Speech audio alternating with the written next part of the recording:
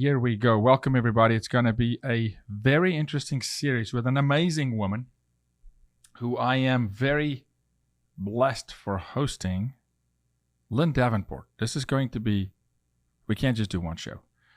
So I'm going to tease it just on the beginning at the top of the show for people to get introduced to you.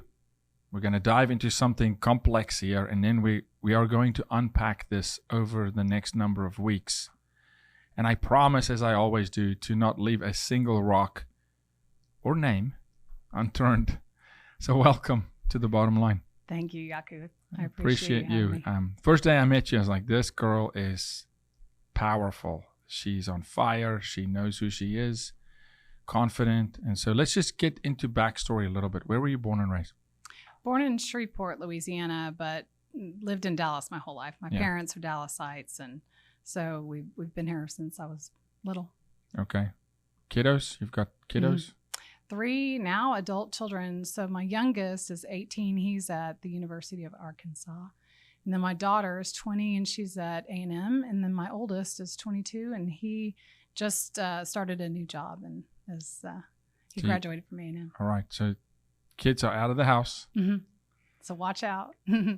Now watch out. Right. That's exactly where I was going, right? Because there's a season. More time to... Exactly. There's a season in a mom's life, and we're going to do a show with you that's not on this topic, that I want to do a show with you and with Philippa, my wife, together. And that show predominantly is going to speak to moms. And I won't get into it now, but I want to go down that road of what a mom can actually do and to encourage other moms to fight. And yes, moms, I know you want that show now. This is not that. This is equally important. I'm going to go straight to the jugular. Say a word. I'm going to say a word, and then I want you to respond to this word any way you want to. Biotech. Engineered life. Help us understand a little bit. Got my knowledge, but for the listener, why this is featuring under the surface in a community that knows, but maybe the public doesn't understand, or they've heard it. This is what they normally do. They'll socialize a word and kind of just get people normal, and they'll give it an identity or a definition, which is not the true definition. And there's really 99% behind the smoke screen. So biotech, and particularly biotech in Dallas, those two words together, I have personally seen that friends of mine who are in the biotech space, funding biotech. So you got the VC world that's looking for biotech.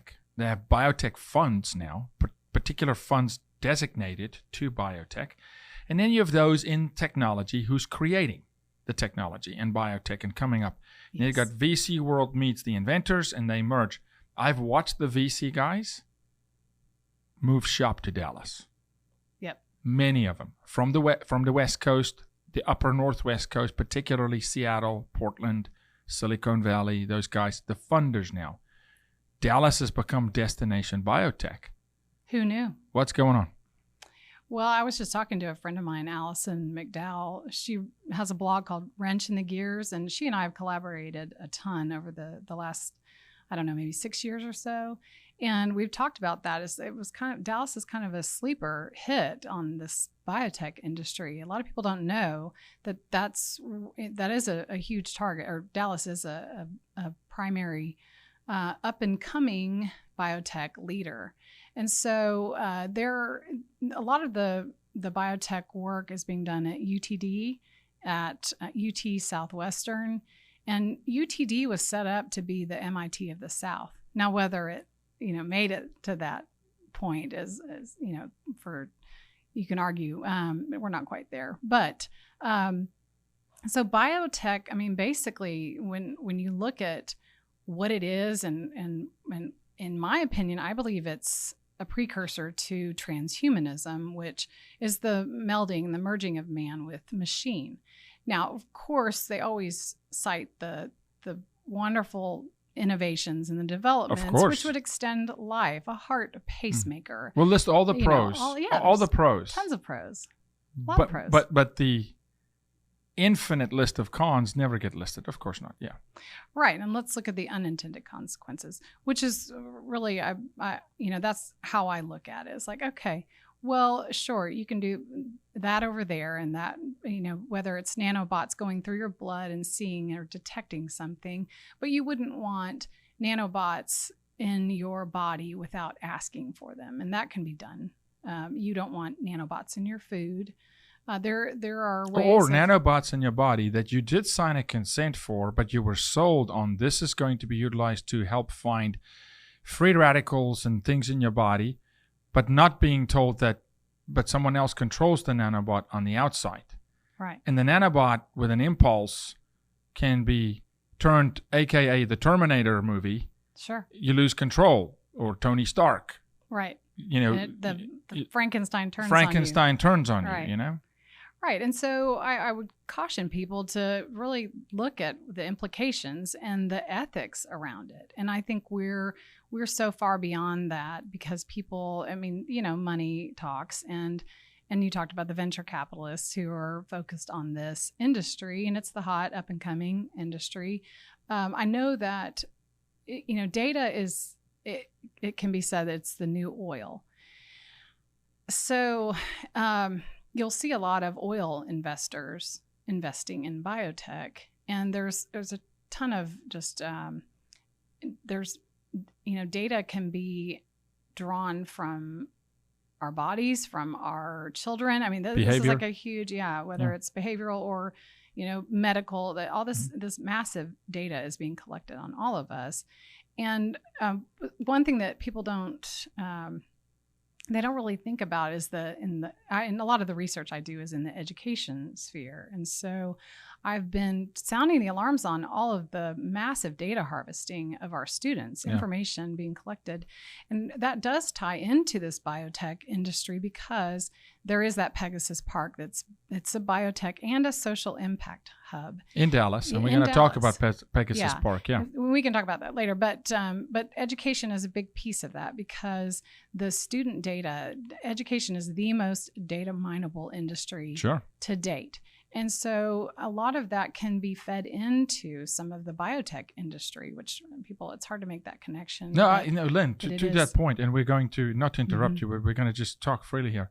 I argue, not differently, but I argue it's actually proactively that they're infiltrating education in order to feed their ultimate objective in biotech. And it's all about data. You got to position yourself within education to control it, to get consent now, the whole consent nonsense, and parents give consent and all that nonsense, to a place where it is a minefield. They're just mining, raping the minds of children, and it's mental manipulation, but also harvesting who knows what, coercing children for a vaccine. If I could coerce you to take a vaccine, then maybe in the future I can coerce you to take this little nanobot that's going to be great for you, or the chip in the palm, or et cetera, right? But it's all harvesting data and feeding this other monster money-making machine called AI and biotech, right? And so it's almost a must. They have to infiltrate education because in Texas alone, it's 5.8 million students.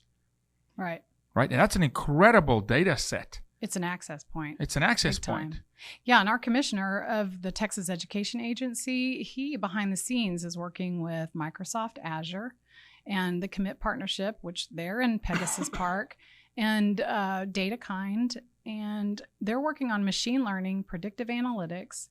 We've had major scandals through the Texas Education Agency in data mining, data harvesting, targeting special needs kids, and selling private sensitive data of those kids. And this is a no-bid deal that's done behind closed doors. And so it is all connected because the public schools, that's the low-hanging fruit. It's an access point. And if, like you said, 5.5 million or so children, the amount of contracts and memorandums of understanding, data sharing agreements, a lot of that is happening through the Commit Partnership, a nonprofit. And the founder came from Goldman Sachs. He made his money in the real estate world, the financial crisis of 2008. So now he decides to create a nonprofit. So to me, that's because that's the low-hanging fruit is the student data. They're a data-driven collective impact organization. So we've got connected. We've got Commit, the nonprofit. And for those watching now, we're going to lay out some pillars here. And for instance, we'll say Commit. In other shows and episodes, we will go deep. We will go deep in Commit. We'll go deep in Todd Williams. We'll go deep in Mike Morath, who's the Commissioner of Education that you mentioned. Yes. And look, we're going to go find truth. And where that goes, it will go. And we are going to turn every rock. But Commit, just real quick. Back that up for me again, because it shouldn't be a surprise, and it's so ironic. But then again, it's to be expected. Commit came from where? From Goldman. Of course it came from Goldman. Yeah. Of course it came out of one of those top 3 institutions that control almost everything we touch. If it's not BlackRock, it's Goldman. Or it's JP Morgan. I mean, that's where it seems like all things evil get incubated, and now it transfers from there to a nonprofit called Commit. Yeah, and nonprofits they're a nice shell game. They're a way to give the illusion, that they're doing some sort of altruistic. We've learned from the Clinton Foundation. Yeah, exactly. Yeah. And I take a quote from Mad Men, the TV show or the show that said philanthropy is the gateway to power. And that's true. And that's what I found. There's this nonprofit industrial complex. And so that's how a lot of this stuff takes root, because, they're here for the kids. And so who would be against that? And they're going to help you manage all of this data that is being collected on the kids and help give the illusion that they're helping the school districts use that data to inform their decisions and show them where they are with the kids. But it's really an access point. And the data sharing agreement they have with most school districts across the state, that it hands over unfettered, it gives them unfettered access to private student data. But why I think let's, I guess, to get back to the biotech thing. So all of this information that's being collected on us, think of it as, have you ever heard of digital twinning? Yeah, of course. Yeah. So digital twinning, there's hardware, there's software, and then there's wetware, and we are the wetware. And so a lot of these technologies will be connecting to our bodies, the Internet of Bodies, Internet of Things, the Internet of Bio-Nano Things. But also, we're building, without our knowledge, our digital twin, our virtual selves. Yeah. And the avatar. Yeah. And so like in Dallas ISD, there's a metaverse campus, and that is basically a school within a video game. It is in an historic building in Dallas ISD. The kids go through this metaverse campus a couple of days a week, and the other days they are in the physical campus. But why? So the digital twinning thing, that's happening in every industry. So you'll see it in the transportation industry, lots of simulations happening. But with us, so you can basically do anything in this metaverse. Mm-hmm. It's hard for people to grasp that, because I go and I talk to a lot of groups about this stuff that's coming. And they're kind of like, well, what does that Lynn, look like? When metaverse was a concept with Zuckerberg, and look, we were there. I spoke to Marsha Blackburn the night before she pressed Mark on when she was still a congresswoman, before she became a senator. We said, press him on Section 230. And they started talking about the metaverse. And I said, let me just make something very clear. And they came out and they sold the metaverse to pastors. And pastors loved it. Oh, it's virtual church. And I said, listen to me. Yeah. This is virtual rape, virtual sodomy, virtual sexual exploitation. Because remember, whatever happens in the metaverse, if you engage with it as a real person, right? It comes into the real world with you. You don't leave it there. No. So if you experience rape in the metaverse, your avatar, the images you see, you don't leave it there. It comes with you. It is conditioning to, this is literally the Matrix. This is literally what happens in there. Right. They tell you it stays there. You can have a different life. You can buy real estate. You can have they're talking about the meta wife. You can have a meta wife.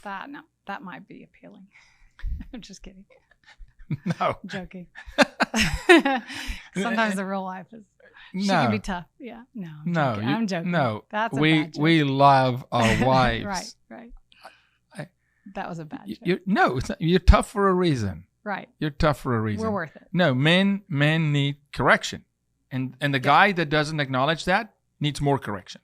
Men need correction, and wives call men up. We need Esthers in our life, and that's another show. You're pulling me into a different show here, right. But we'll stay here. But the metaverse, it doesn't stay there, and it's actually, I argue, to condition the physical through what should be the supernatural and spiritual with God, but now through this altruistic universe called the metaverse, where you can come over here and do these things, and it's not a crime.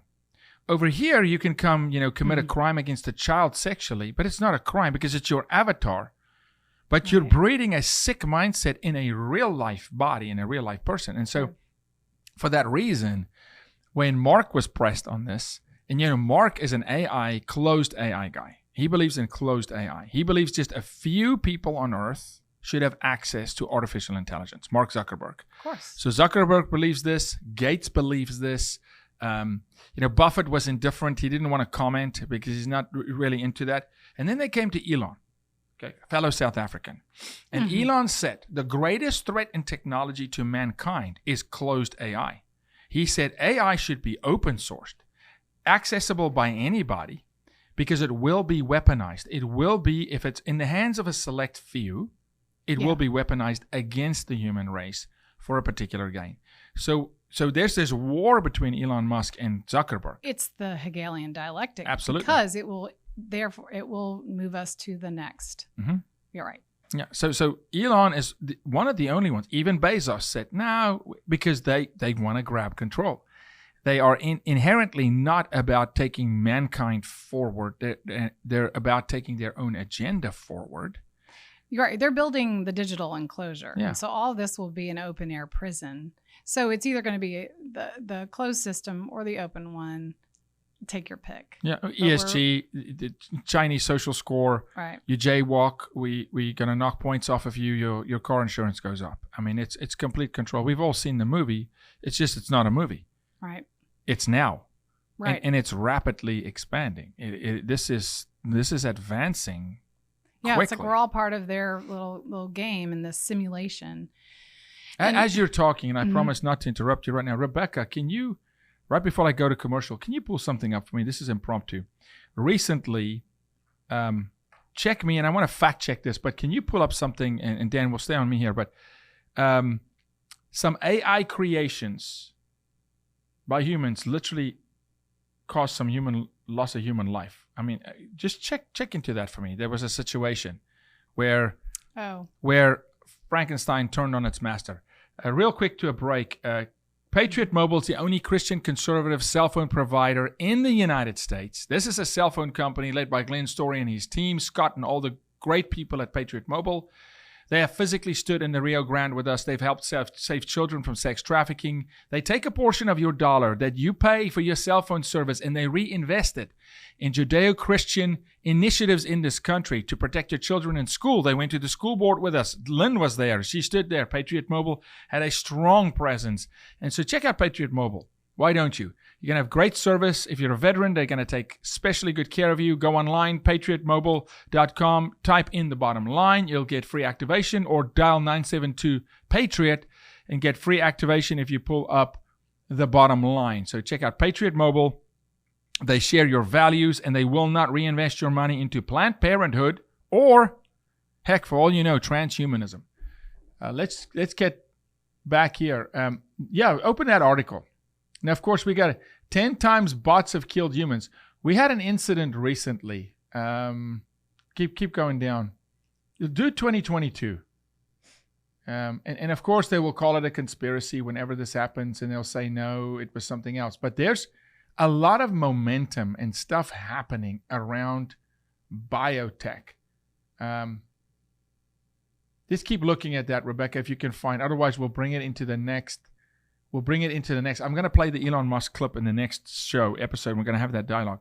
But when we talk about the ultimate goal, what have you identified Lynn, would be their ultimate goal? And then I kind of want to daisy chain and connect it to what I would argue has always been the 1945 redraft of the New World Order and what they obtained to do. And I want to connect all these things. So why? What is that? Because they'll sell the notion of, well, robots can work faster. There's jobs people don't want to do. And imagine what we can do if it's XYZ, all the potential pros. What's the real game plan here? Well, so one thing I didn't say is for the last 11 years, I've worked as a volunteer with the job ministry and unemployment ministry. And before I quit to stay home with my kids, I was a recruiter. So this was a natural place to serve.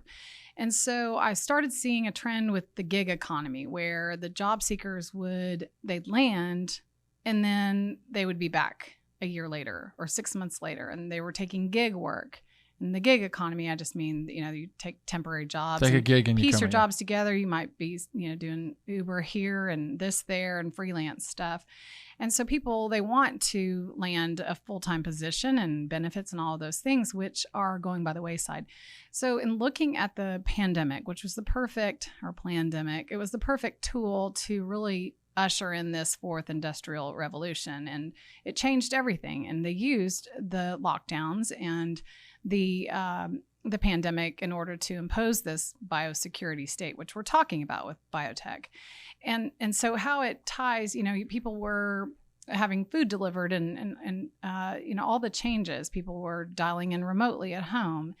And all of that was used as a tool to expedite this global plan. And that plan, where we're going with this, whether you're talking about forced vaccines, which we're not really seeing that, widespread, but in different industries, it's been a major issue. Yeah, like healthcare. Yeah, nursing. Healthcare. They took all the important ones: healthcare, aviation, transportation. Yeah, all the people that they were forced to do it, and so. And they were bribing, whether in the industries like in teaching, they couldn't force them because they were government employees. And so they bribed them with, gift cards and $100 here, $500 there.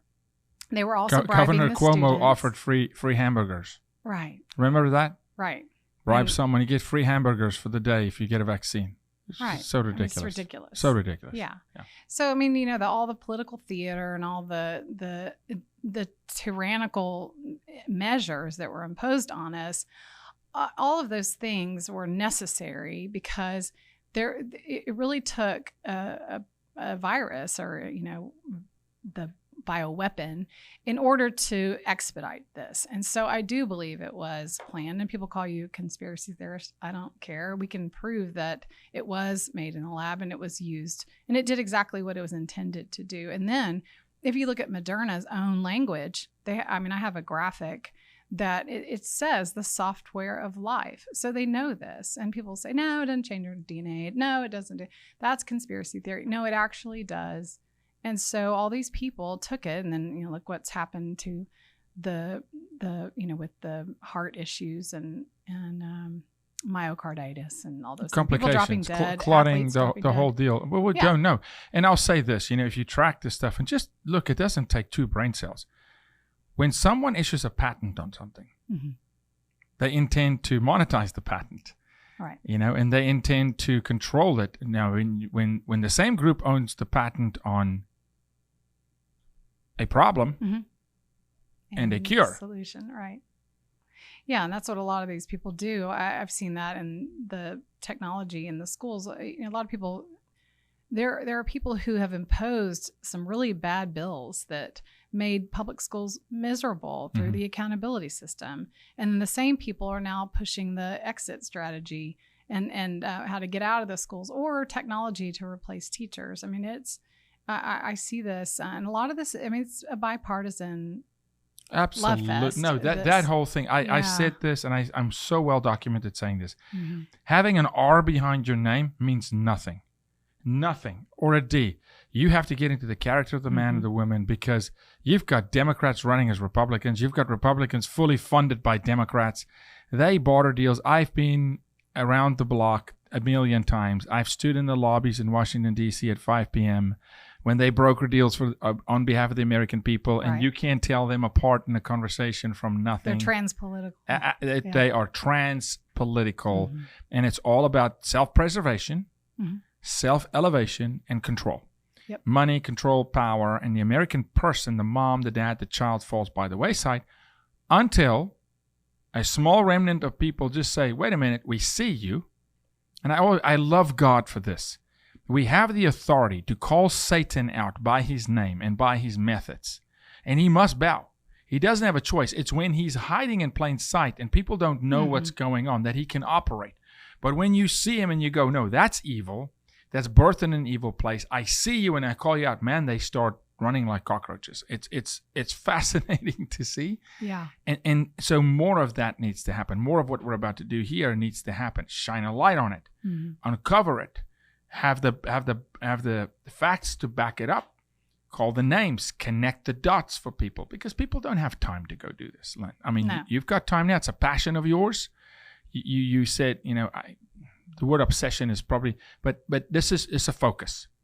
Yes, I'm laser focused on it. And I believe, so I'm not, I've said this before, I'm not clairvoyant, but I have a friend. In fact, he's from South Africa, and he always says, oh, Lynn, you're scaring me.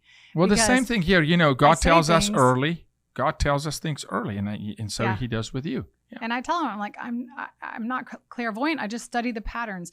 I read the white papers. I read the press releases and the puff pieces that they put out. And so it's easy to connect the dots if you're paying attention. And I don't work. I don't have a full-time job. This is my calling. This is what I'm supposed to do. And so I just kind of, God shows me certain things, and I'll think, well, why is that bugging me? Why is that building? Why that company? Why does that keep popping up? And then I'll study who's behind it, or a technology that just doesn't, none of it smells right. I actually, nothing else I want to say on this show. I think that technology has been such a boondoggle, such a waste of money, and it's really harming our children. And, and my kids are grown, and a lot of what they did in school was not technology based. I did see a shift, not just to technology, but to non-academic things and emotional learning and social emotional learning and all of that. But the technology is so rampant now. One-to-one devices. We've got to get rid of that in the schools. Absolutely. And that is a radical thing to say, because no, the jobs of the future, all this technology. No, their brains do better when they have books, paper, pencils, and a great teacher. And all the money we spend on ed tech and devices, and then these remade learning spaces, which are really about media. They're about technology. No, they're indoctrination chambers. I mean, they are, to be honest. And nothing stands between that child and that device. And it's also an access point for teachers who are sick and twisted. I don't like to go after the teachers, because I think that's a distraction, because the real threat is the technology, which will replace those radical teachers anyway. They want us to be hating on the teachers, because then we're just going to get rid of them. It makes the point. Look, I would argue this is the only country where I was educated in a whole different landscape, okay? Yeah. If we could go back there, the world would be a better place. I mean, let me tell you something. I mean, it was different. But they want to make the argument of eliminating the teacher. They want to villainize the teacher, and so that they can rapidly expand this movement. But I'll say this, technology, in our world where we fight sex trafficking, human trafficking, this device has become the pimp. You don't even need a pimp. Now the buyer of sex talks to the 12-year-old while she's sitting at the dinner table. There isn't even a pimp involved. People go, well, where's the pimp? The pimp is Twitter. The pimp is Facebook. The pimp is whatever mechanism the buyer is connecting with the victim. It used to be a human being in a mink coat and a Cadillac and a gold tooth in the red light district. Now it's the cell phone. It's Pinterest. It's whatever they communicate, or the classroom. Right. And we recently wrote a bill that Governor Stitt signed in Oklahoma to remove, and praise God, it's the only state so far, and we're working hard, to remove all pornographic material from all third-party content creators that's coming into the school. So no matter where it comes from, if it comes through digital, right? They are now culpable in Oklahoma to be sued directly by the parent. The teacher can be sued directly by the parent. The school board can't protect them. The state school board can't protect them. So if it's an outside source that whoever that has created content for this school based on their statutes and the curriculum, they have to declare everything that's in there, and it has to be exposed to the parents. If there's any obscene material, the parents can go after them, right?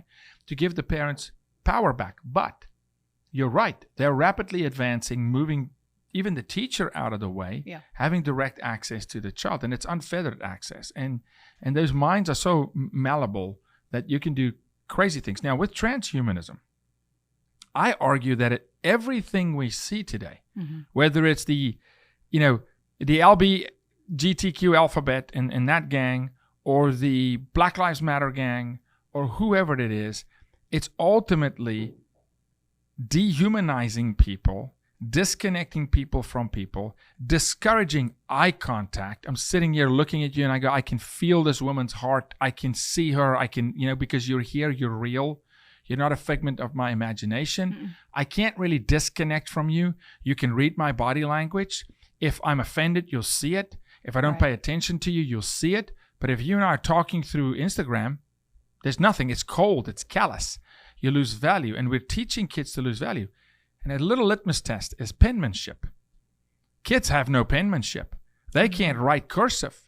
They can, if you go to 8th grade and see how few kids can actually control a pen. The fine motor. With the fine motor skills. On that note, we were just talking about that, my friend Mary Lowe and I, and the cursive now, when it's taught, they'll say, oh yeah, we teach cursive, check a box, but it's a day or a week, but it's not embedded in the daily writing. And so that actually impacts the dyslexic children the most.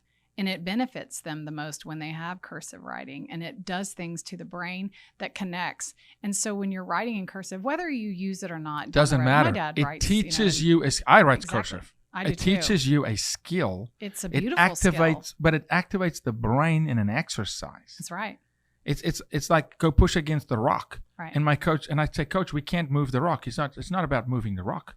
No. It's what's happening to your body when you try to move the rock. Right. So when a kid writes cursive, you're teaching them essential motor skills.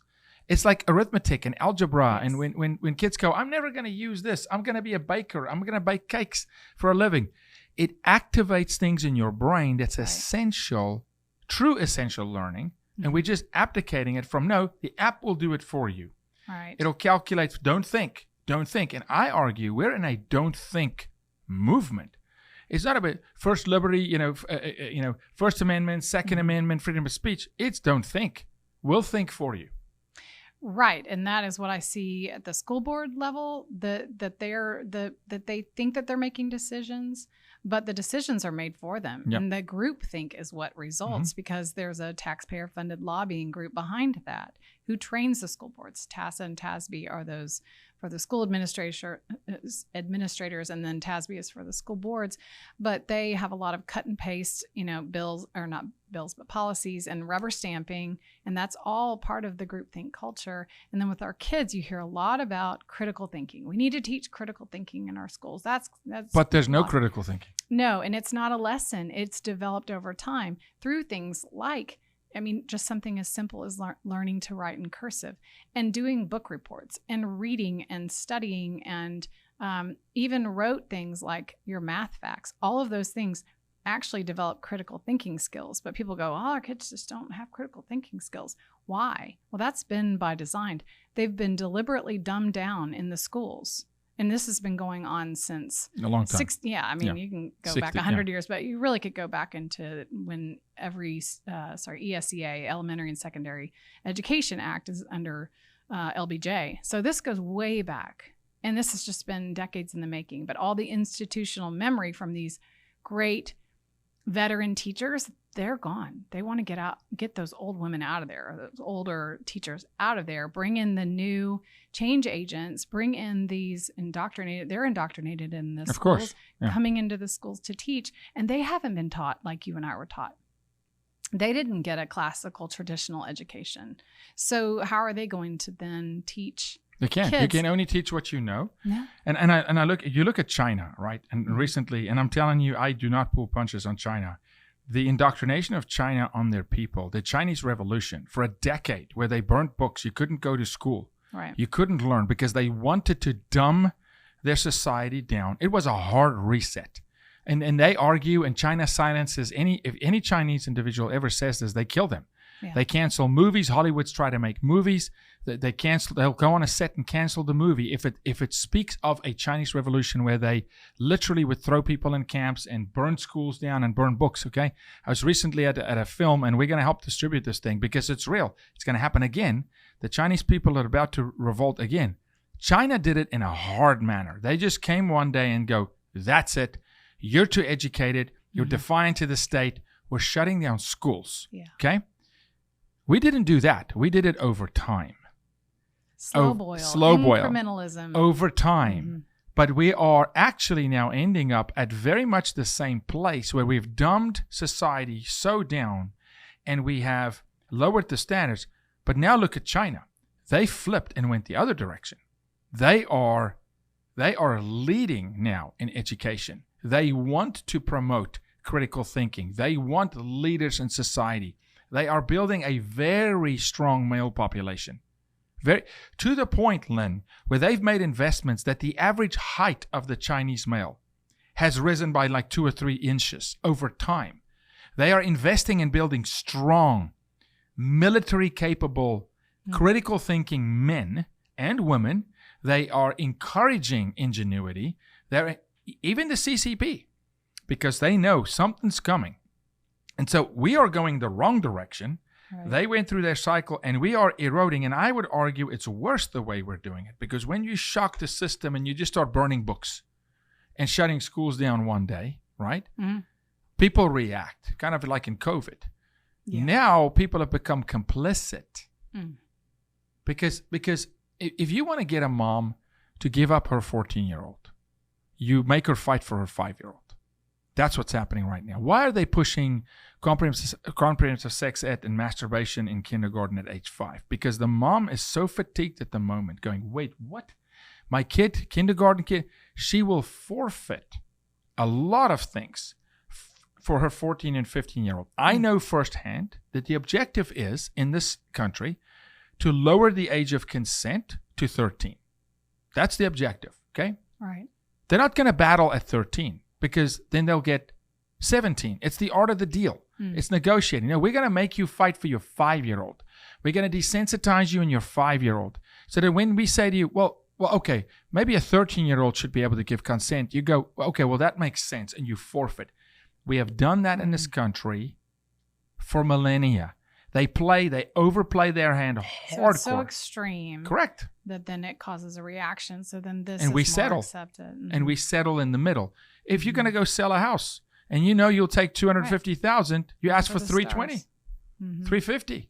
And then the guy goes, golly, I was expecting $320, but I guess we'll offer $375. This is what they're doing with our children and our families. And I'm telling the mothers, you cannot get fatigued. You've got to fight for what's right, not settle for what you can bargain for, if that makes sense, right? Yeah. And so with transhumanism, they're not just going to come out and say, you know what, we would like to control your brain. Same guy Elon Musk is talking about, we'll control the brain, emotions, cortisol levels. You're not putting a chip. I will put holes in somebody. Yeah. You don't put a chip in my body. You don't control my brain. I don't surrender and forfeit my body and my being to you. But I'm seeing people line up. The chips have been implanted. They're lining up. Oh, convenient. Please. It's convenient. I've seen people can open their car with that. Control my cortisol level. Control my mood and my emotions. Yeah. But never thinking, but what's really going on here? You're absolutely forfeiting your humanity. You're becoming a transhuman. Right. And and this is just, I'm the worst about being on my phone too and much. It's not just the Democrats here, Lynn. No. Help me understand here. There's no party line. Bipartisan, and I would argue actually there are probably more conservative investors in this space than Democrats. And so it's, looking at the unintended consequences, it's very clear to me. And the school stuff, people, they don't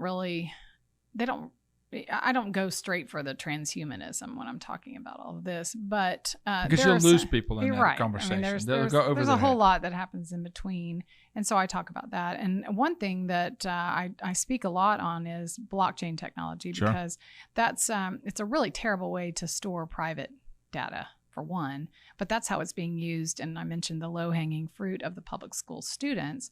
So if they can get Texas, they can get the whole nation, because we educate 1/10 of America's kids. So what they've done is this deal with Dallas ISD, with Greenlight Credentials, a blockchain company, runs on IBM Hyperledger Fabric, which is the technology.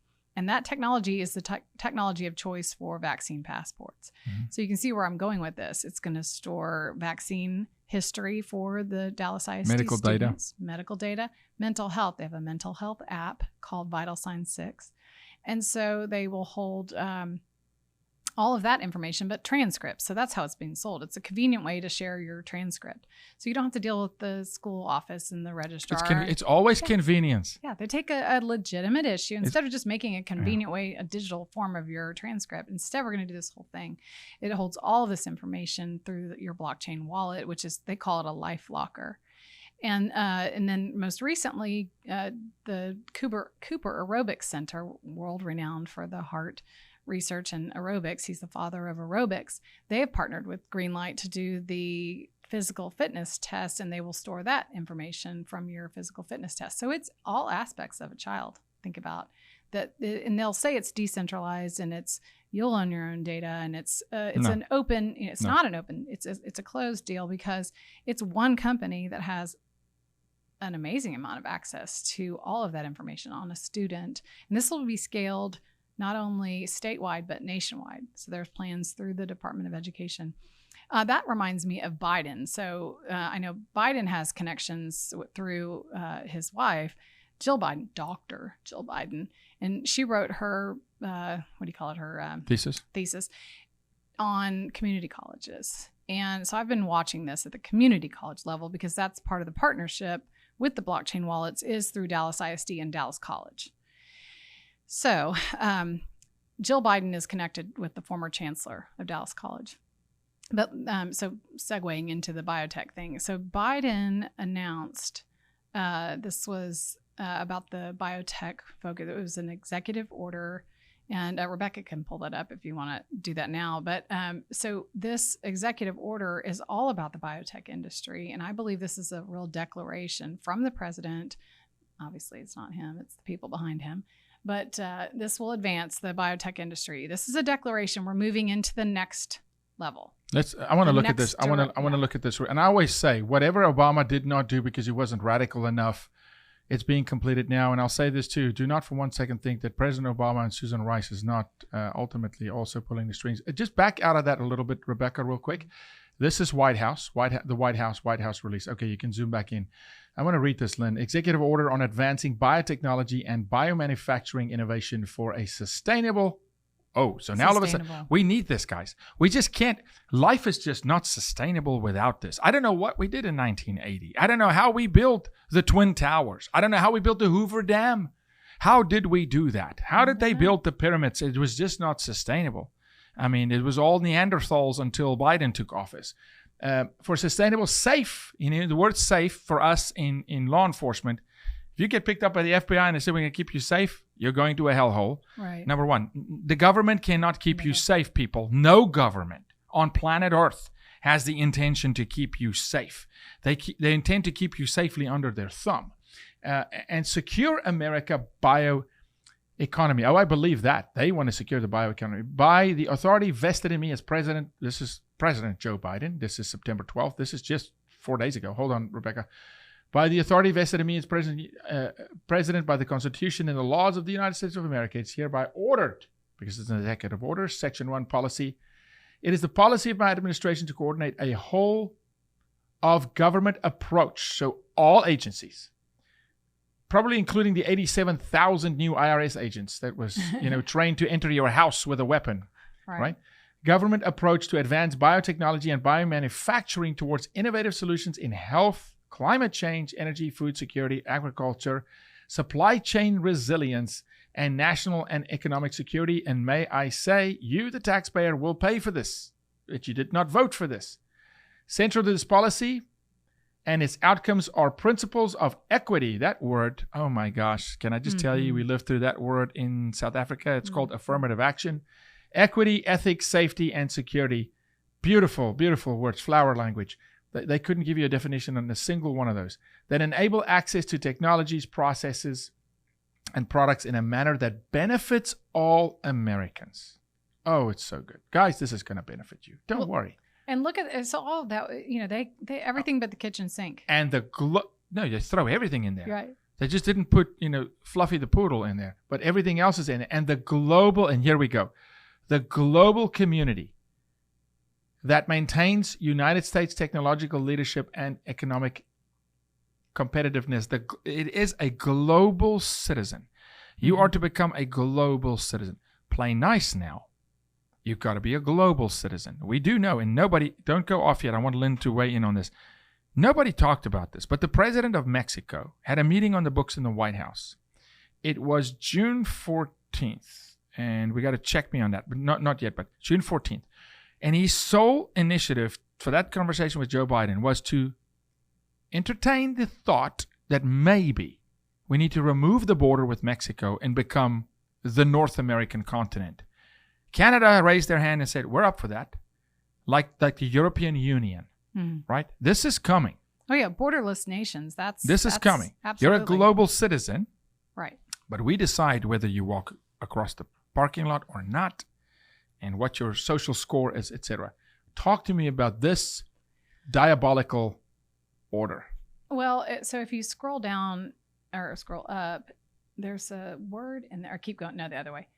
There's, let me see. Hold on. It's circuitry for cells. Okay, so it says, need to develop genetic engineering technologies and techniques to be able to write circuitry for cells and predictably program biology. Okay, I want you to read that again. Pause, people. Read that whole, highlight. Thank you, Rebecca. Look at her. Dan, I hope you're on that shot. This girl, without women, we couldn't do nothing here. Okay, in the same way which we write software. Can you read programs. that for us just from for biotechnology? For biotechnology and biomanufacturing to help us achieve our societal goals, which I believe are the UN Sustainable Development Goals. Yes, 100%. It is. The United States needs to invest in foundational scientific capabilities. We need to develop genetic engineering technologies and techniques to be able to write circuitry for cells and predictably program biology in the same way which we write software and program computers. So we are, remember me saying, hardware, software, we're the wetware, and we will be the programmable circuitry. Here's what I want to tell people before you read further. When Satan tells you something, take him at his word. He didn't really actually mean something else.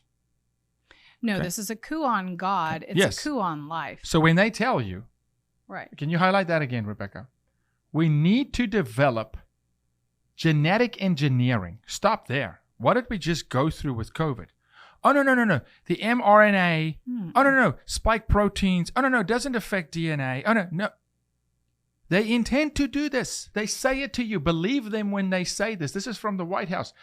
Genetic engineering technologies and techniques to be able to write circuitry for cells and predictably program biology, meaning to play God. Right. To play God. Right. To change what's happening in your body. But by whose choice? By whose design? By what information? Parents don't even know what's in their kids' curriculum. You think they're going to know what's in the circuitry of the nanobots that's in their, in the nucleus of a cell in their body? No, they're not. No. The answer is no. Right. And right now, I mean, looking at inflation and all the things going on and just the issues with kids being locked up and during the pandemic, parents are dealing with so many other things that they don't have the margin to deal with this kind of stuff. And so it's very important that they do understand, see what's coming, and the way that they protect the easiest thing to do is to monitor this stuff, remove it.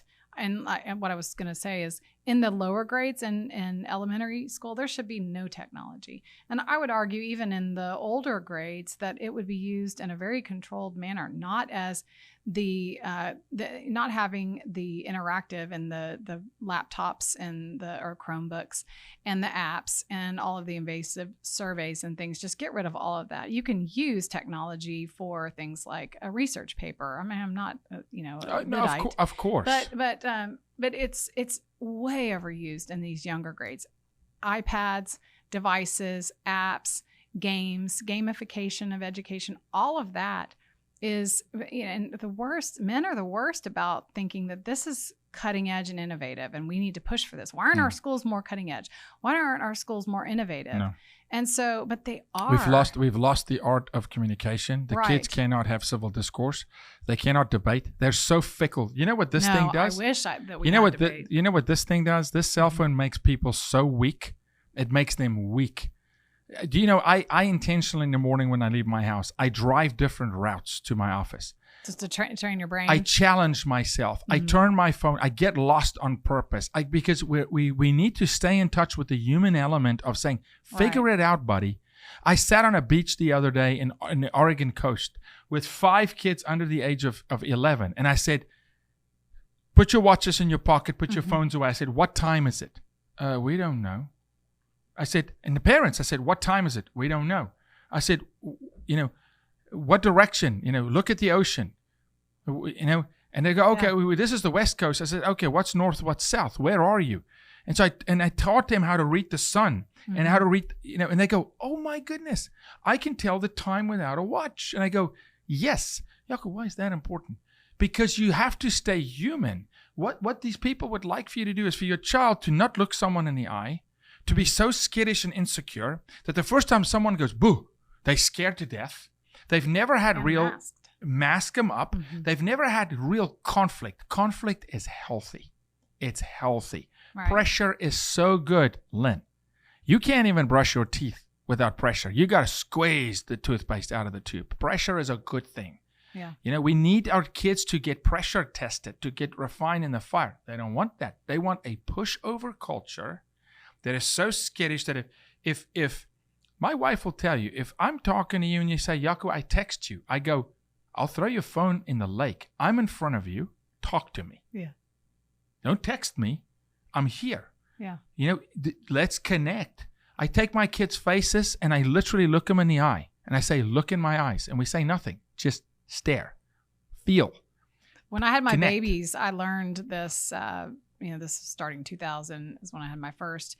And I remember reading about when you feed your baby, look them in the eye. Yes. And well, I mean, of course, but be intentional about it. But now, like moms can be just like this, feeding the kid on the phone. There's no connection. I'm so grateful that we didn't have these when my kids were born and when they were little. And I mean, we got the internet in South Africa, dial-up, okay, which was infuriating. I don't have patience. It's infuriating to me. So I couldn't sit there and wait for 10 minutes.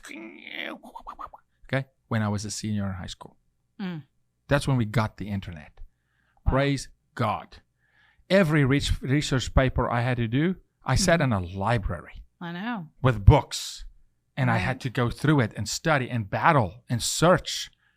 And they wouldn't help me. And it wasn't a quick fix and whatever. Card catalog. And I got to say this. Lynn Davenport is a champion because people don't know this, but our AC is out in our building. And you're sitting in the studio. And this is the hot seat on Jaco's show. Yeah. It's hot. I know. Listen, this is a preamble, Lynn. We are, and I promise, and please, just do this with me.